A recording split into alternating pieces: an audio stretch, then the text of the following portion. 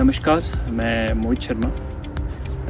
जैसा कि आप सभी को विदित होगा कि पिछले साल और इस साल जो है कम बारिश और बर्फ़बारी होने की वजह से जो ज़मीन है उसमें नमी नहीं है, जिस वजह से कि जो हमारी क्या बोलते हैं नई प्लांटेशन रहती है लगाने के लिए, वो वाले कार्य हम शुरू नहीं कर पा रहे हैं क्योंकि ज़मीन में बिल्कुल भी नमी नहीं है बारिशें ना होने के कारण।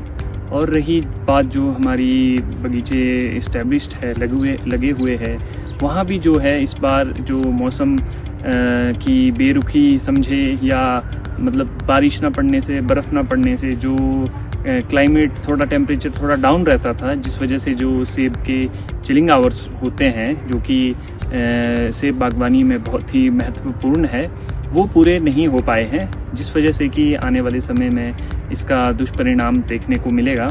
जब हमारी चिलिंग आवर्स ही पूरे नहीं हो पाएंगे तो हम हमारी जो सेब का मतलब सेब के पौधे का जो करैक्टर है वो चेंज होना स्टार्ट हो जाता है जल्दी। जैसे कि आजकल आप देखोगे कि जो टेम्परेचर है वो बढ़ चुका है और लो हाइट वाले इलाकों में जो है सेब का फ्लो फरवरी माह में ही स्टार्ट हो चुका है। जो अर्ली वैरायटीज़ है अन्ना वगैरह वो पिंक बर्ड के ऊपर है।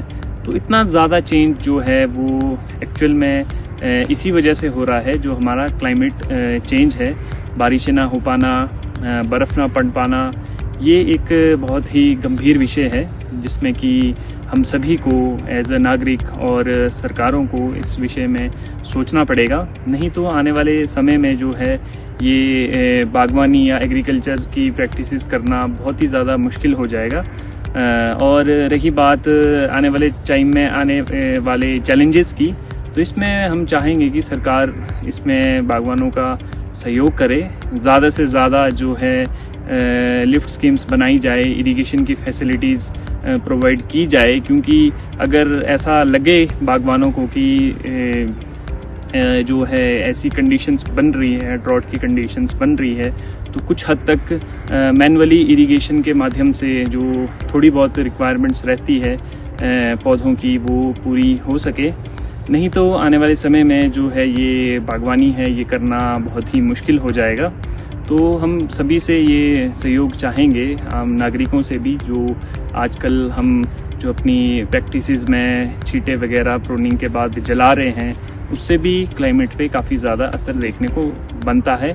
मौसम क्लाउडी रहता है, फॉरकास्ट बताता है कि बारिश होगी, बट यहाँ पे हम इकट्ठा मतलब पूरे एरिया में अगर देखा जाओ, आप सुबह देखोगे तो आपको धुआं ही धुआं देखने को मिलेगा, जिससे कि जो टेम्परेचर है वो राइज अप हो जाता है और जो होने वाली बारिश भी हो तो वो भी नहीं हो पाती। तो हमें भी जागरूक होने की ज़रूरत है, साथ साथ अपनी हम जिम्मेदारी भी समझे, और तभी हमारी जो है ये जो हमारा बिज़नेस है एप्पल फार्मिंग का या हॉर्टिकल्चर के अंडर जितने भी हमारी फ्रूट्स आते हैं उसका, तो वो आने वाले टाइम में चला रहेगा। नहीं तो एक टाइम पे हमारे को ये वाला काम छोड़ के कहीं नौकरियों की तलाश में जाना पड़ेगा, जो कि एक बहुत ही बड़ा चिंता का विषय है। और जैसा कि फरवरी माह में जो टेम्परेचर है वो काफ़ी ज़्यादा राइज हो चुका है, गर्मी जैसा फील हो रहा है। इस समय पे नई प्लांटेशंस लगाने का समय होता है, लोगों ने ये गड्ढे वगैरह करके रखे हुए हैं, पर डर ये है कि बारिश नहीं हो रही है तो हम जो नई प्लांटेशन के ऊपर जाएं कैसे, उसमें सूखने का डर रहता है, काफ़ी ज़्यादा जो है कॉस्टिंग आती है। जैसे कि आपको पता होगा हाई डेंसिटी पे बहुत ज़्यादा प्लांटेशंस लग रही है, बाहर से प्लांट्स आ रहे हैं जो कि काफ़ी कॉस्टली भी रहते हैं। और अगर क्या बोलते मौसम की बेरुखी से, पानी ना होने की वजह से वो सूख जाएं तो काफ़ी ज़्यादा लॉस जो है वो बागवानों को होता है। तो इस कदम में हम भी जागरूक हुए और सरकारों को भी इस बारे में सोचना बहुत ही ज़रूरी है। धन्यवाद। मेरा नाम सुशील धाटा है जी। इस साल तो मौसम ने बिल्कुल ही किसानों की कमर तोड़ के रखी है।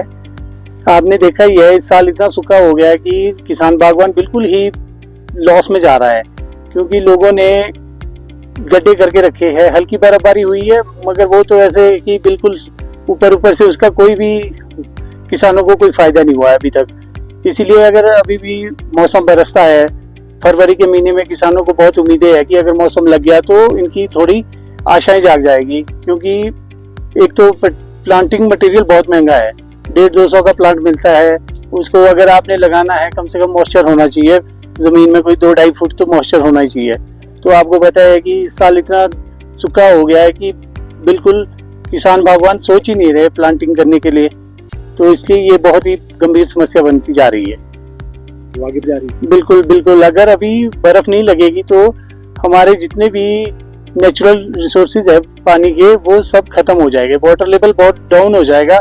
तो इसलिए ये तो नेचुरल है, अगर बर्फ नहीं लगी तो आगे बहुत ही गंभीर समस्या आने वाली है। मौसम चक्र में परिवर्तन ने जो है हिमाचल प्रदेश के फसल चक्र में भी जो है वो परिवर्तन ला दिया है। चाहे वो स्टोन फ्रूट्स है, चाहे सेब की बागवानी है, चाहे कृषि की खेती है, सब में जो है निश्चित रूप से परिवर्तन हो रहा है। मतलब कि हमारा कहने का ये है कि जो हमारी फ्लावरिंग है या स्प्राउटिंग है किसी भी फ्रूट में, वो बहुत अर्ली हो जाएगी, बहुत जल्दी जो है पत्तियाँ आनी शुरू हो जाएगी और बहुत जल्दी जो है वो फसल जो फ्लावरिंग होती है फसल की, वो भी जल्दी इस वर्ष शुरू हो जाएगी, लगभग 20 से 25 दिन पहले, जिसका सीधा सीधा नुकसान हमारी सेब बागवानी, चाहे हमारी कई अन्य स्टोन फ्रूट्स है उसके ऊपर निश्चित रूप से पड़ने वाला है, चाहे गेहूं की खेती है उसमें भी निश्चित रूप से फर्क पड़ना है, चाहे हमारे अन्य कोई खेती है, सब पे ही इस मौसम चक्र का जो है सीधा सीधा दुष्प्रभाव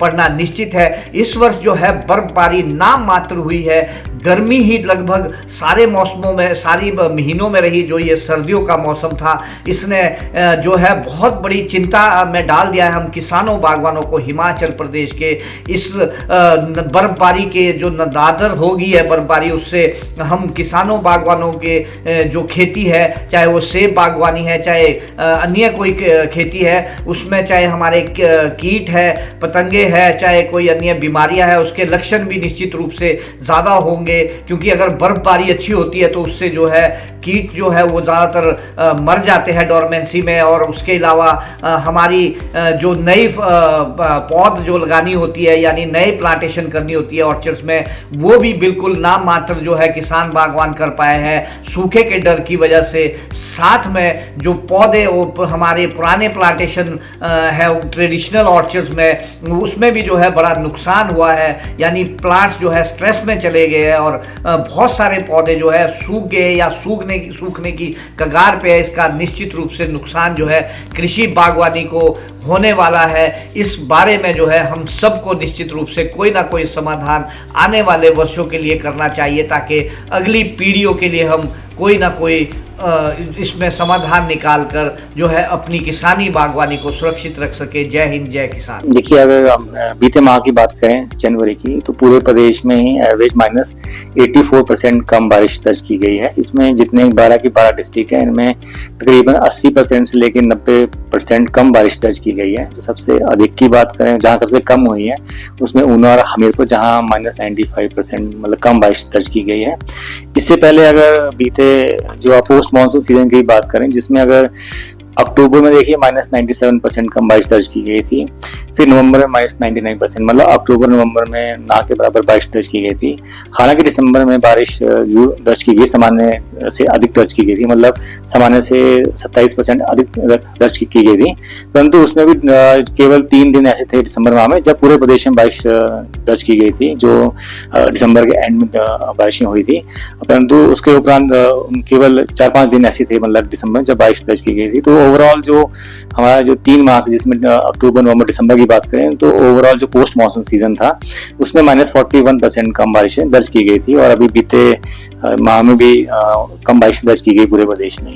देखिए, ऐसे देखिए, क्योंकि मंथ टू मंथ ऐसे कोई रिकॉर्ड तो नहीं, मतलब ऐसे कंसेक्यूटिवली कोई ब्रेक नहीं हुआ है। परंतु हाँ, जो जनवरी माह में जो हमारे पास आंकड़े हैं वर्ष 1901 से लेकर पूरे प्रदेश में, ये 9th लोएस्ट रिकॉर्ड किया गया था। -84% कम बारिश दर्ज की गई थी।